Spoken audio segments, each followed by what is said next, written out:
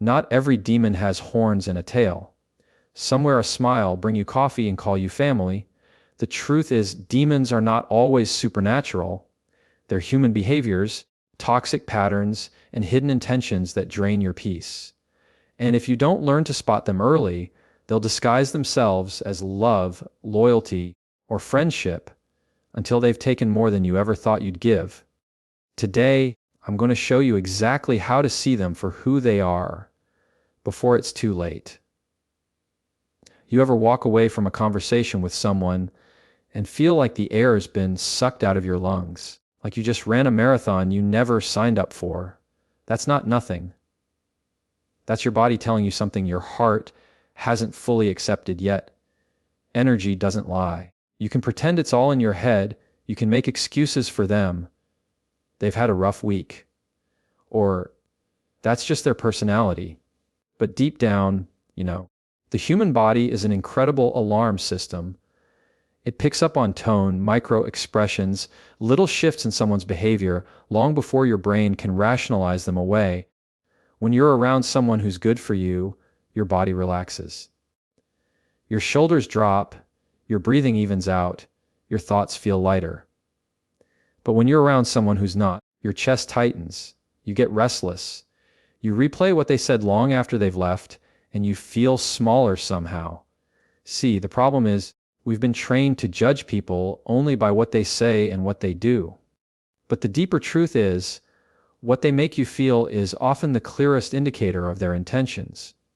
And sometimes, the people we love, the people we trust, the people we let close enough to touch our hearts, are the ones who leave us feeling the most empty. And I get it. It's not easy to accept that someone you call a friend, a partner, or even family could be a source of that heaviness. So you start doing what humans do best. You rationalize. Maybe I'm just tired. Maybe I'm overthinking. But here's the thing: healthy people don't leave you doubting your own peace. You don't walk away from a good soul feeling drained. This isn't about expecting perfection. Everyone has bad days. Everyone has moments they're off. But there's a difference between someone having a bad moment and someone being the bad moment every time they're in the room. If the pattern is that your joy shrinks when they enter and your spirit breathes when they leave, that's not random. That's the evidence. And demons, real living breathing ones, they're not going to show up with red eyes and a hiss. They'll show up with charm, with warmth, maybe even with laughter. But your body will pick up the static underneath it. That subtle undercurrent that says something's off. That's why you need to stop dismissing how you feel around certain people. Stop explaining away the heaviness. One of the most powerful things you can do for yourself is to start taking inventory of your energy after every interaction. Ask yourself, do I feel more alive, or do I feel less? If it's the latter, no matter how much history you share, no matter how much you love them, you need to start creating space. Because love without peace is just emotional bondage. The tricky part is, most people don't listen to this warning until they're already deep in the mess. They keep ignoring their body's signals until the cost is so high it can't be ignored anymore. Don't wait for the damage to be permanent. When someone's presence feels like a weight, when every conversation feels like you're carrying them on your back, when laughter feels forced and your smile feels heavy, believe that. Your peace is not overreacting. Your spirit is not lying to you. It's not about paranoia. It's about discernment. Some people will feed your soul. Others will feed on it. And if you're not careful, you won't realize which one you're dealing with until there's nothing left to give.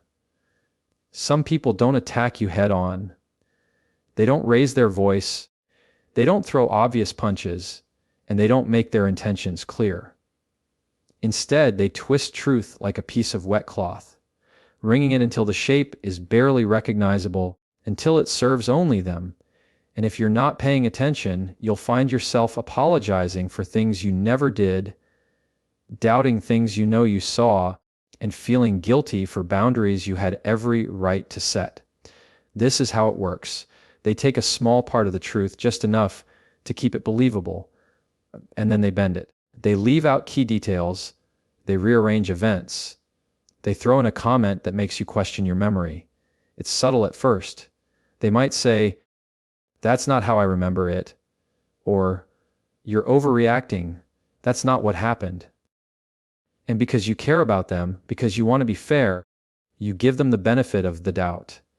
The problem is, once you start letting someone rewrite reality for you, they will keep doing it until your truth is no longer yours. And here's the part that stings. Some of these people have been doing it so long, they're experts. They can make you question yourself without ever raising suspicion. They can paint themselves as the victim in a story where you're the one bleeding. It's not always the big lies that cause the most damage. It's the slow erosion of your trust in your own perception. You start second, guessing everything. Maybe I did overact. Maybe it was my fault. Maybe I misunderstood. That's how manipulation works. It's not just about controlling the situation, it's about controlling how you see the situation. And when this happens in friendships or families, it cuts deeper. You want to believe the best in them. You want to think they wouldn't intentionally hurt you. But someone who constantly bends the truth to protect themselves or control you isn't protecting the relationship. They're protecting their power over it. Here's what makes it tricky. They don't lie in a way that's easy to catch. They'll use just enough fact to make you doubt yourself. Maybe they leave out the part where they started the argument. Maybe they tell the story to others in a way that paints you as the unreasonable one. And if you push back, suddenly you're too sensitive or always looking for drama. That's not an accident. That's the point. The more you defend yourself, the more they make you look like the aggressor.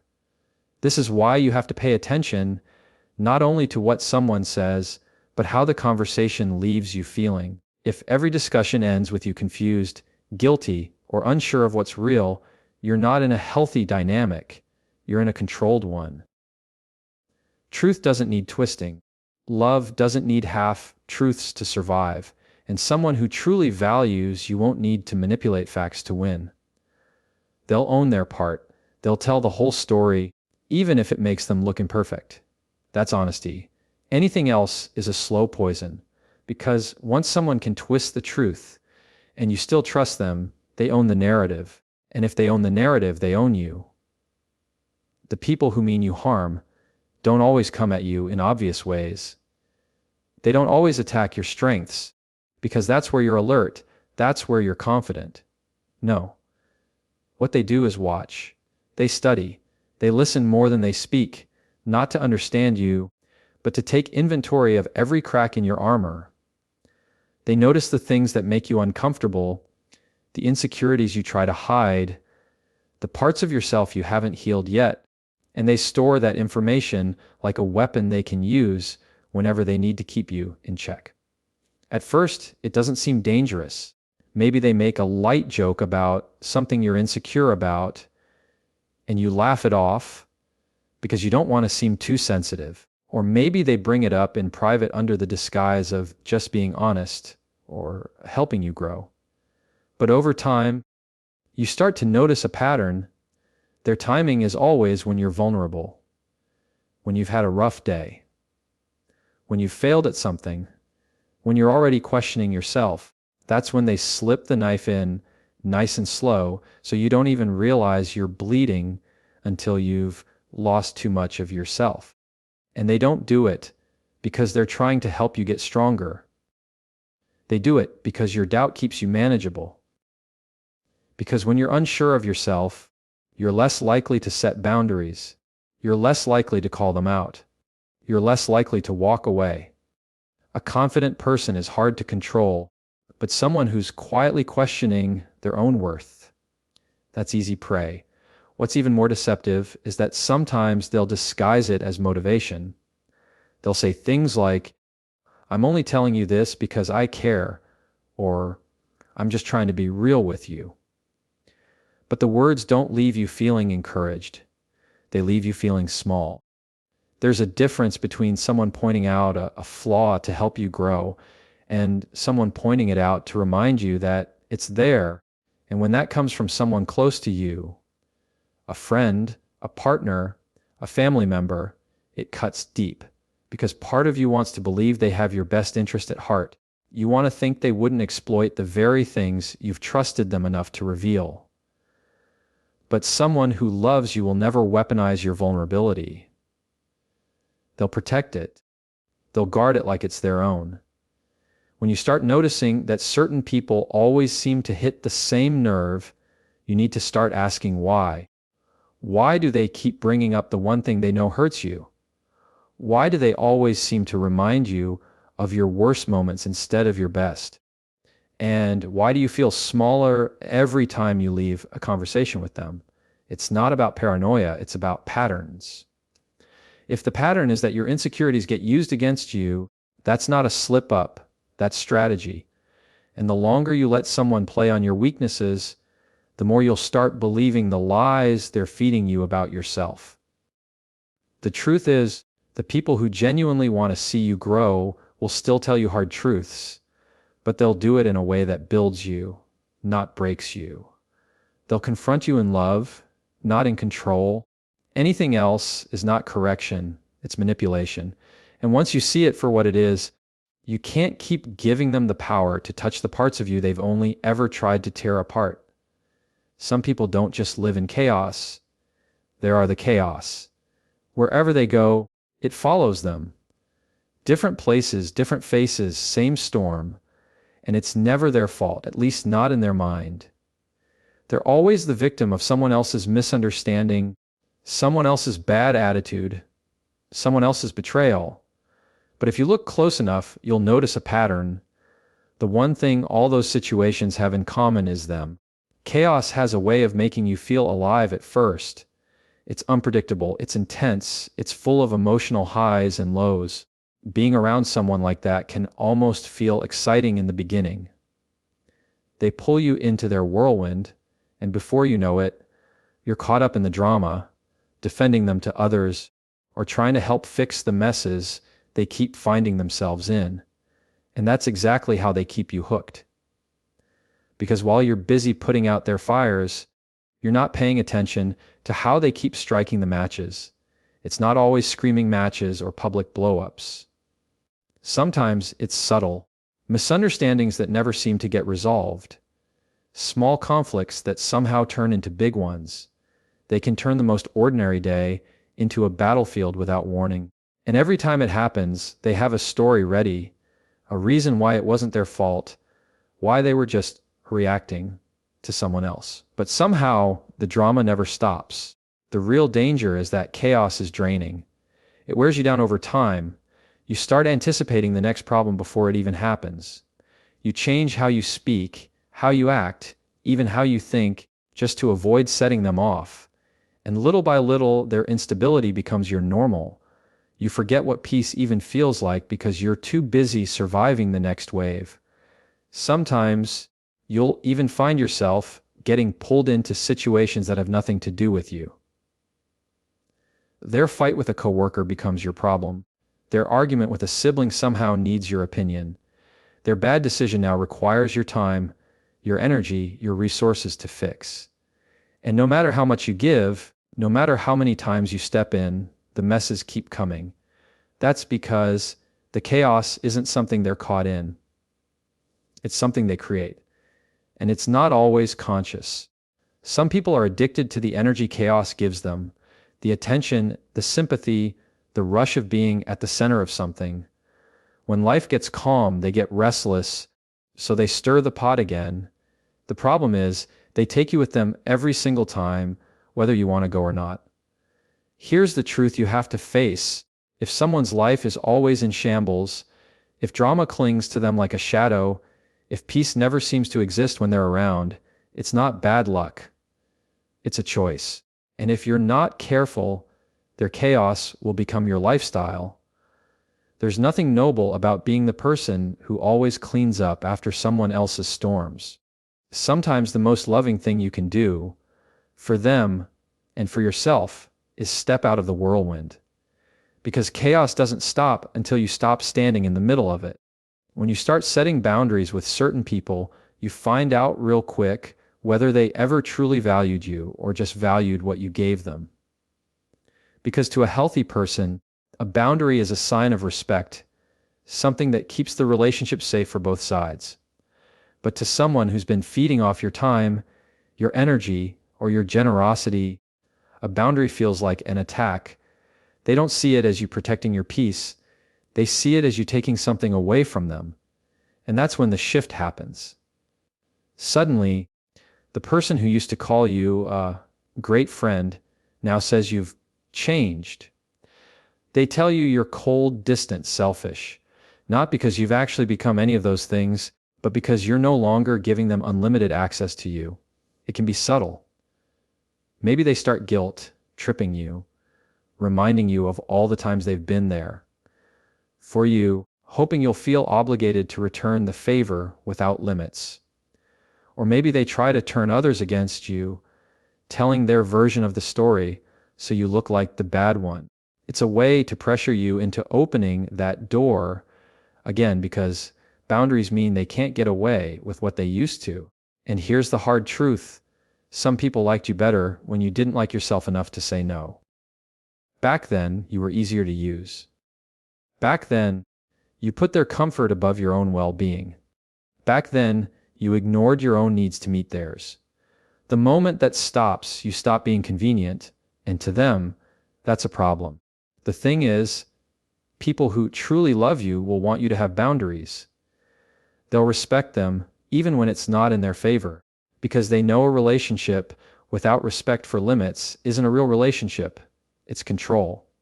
The ones who get angry, manipulative, or distant the second you draw a line aren't mad because you hurt them.